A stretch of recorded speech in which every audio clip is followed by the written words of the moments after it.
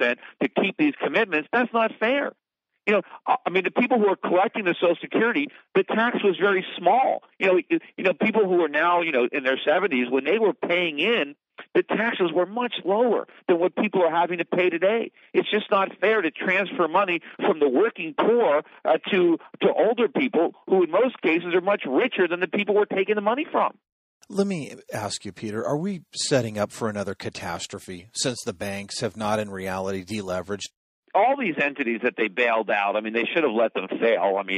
And they're ultimately going to have to bail them out again because they're still insolvent. No matter how much government money, we put into these banks, we're not going to change that.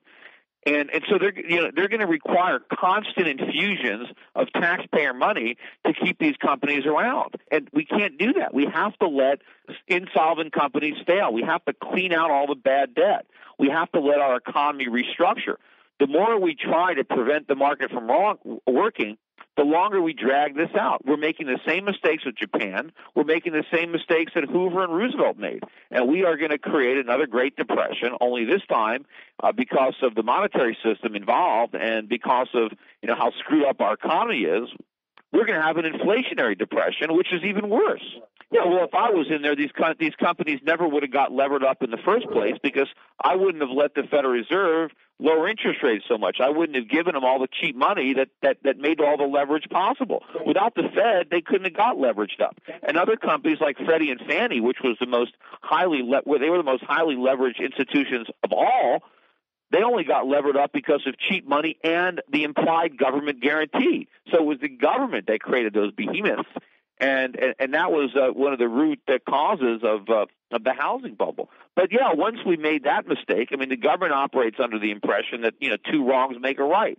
No, we made the mistake of inflating this bubble, but you know what? Let's not compound the mistake by bailing out all the people who gambled on it and profited from it, because that's not fair. And, we talked about, you mentioned Social Security. If we don't do something to stop this money printing and stop these bailouts, the Social Security checks, it's not going to matter because they're not going to have any value.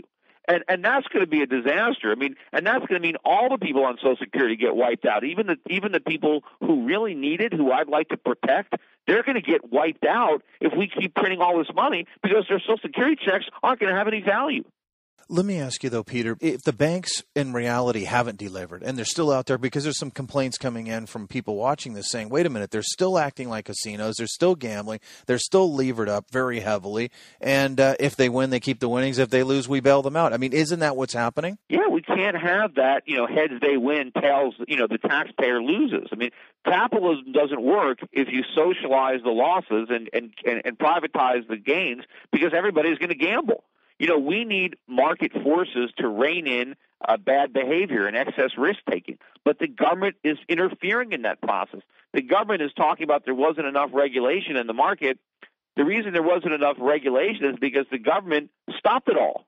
The government interfered with market regulation. They put their own regulations in that actually interfered with the market forces and inflated the bubble. Their regulations specifically caused the problems that they're now pretending to be curing when all they're doing is making them worse. For people who are listening, Peter, I'm going to have links directly on your interview page to your website and also to your campaign, Peter Schiff for Senate 2010. Can you just tell them, though, if they're on the fly, where they would go to get to your website if they want to call a rep over there? My website is SchiffForSenate.com. If they want to, if you're on the internet, Schiff for Senate. And on that website, if you want to help me, if you really think that what I'm saying makes a lot of sense, and you want to change Washington. And it's not just about getting a new senator for Connecticut and getting rid of corrupt politician Chris Dodd.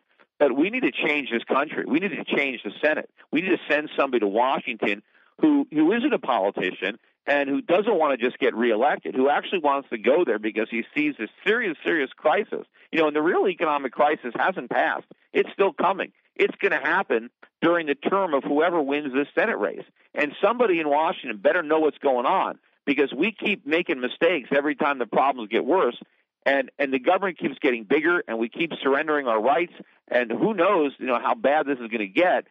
Because of when the crisis kicks into a higher gear, when it becomes a currency crisis, not just a financial crisis, I am really frightened at what our government's going to do. So if you want to help me get there, you can go to that website and volunteer to work on the campaign.